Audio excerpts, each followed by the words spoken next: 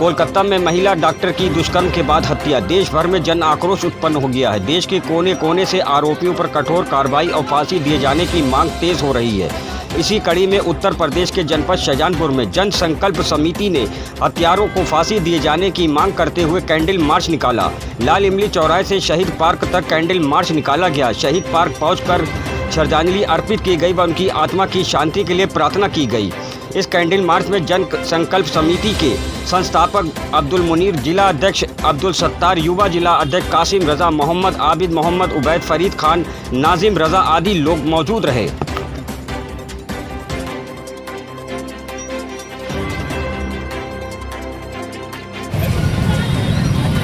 चलिए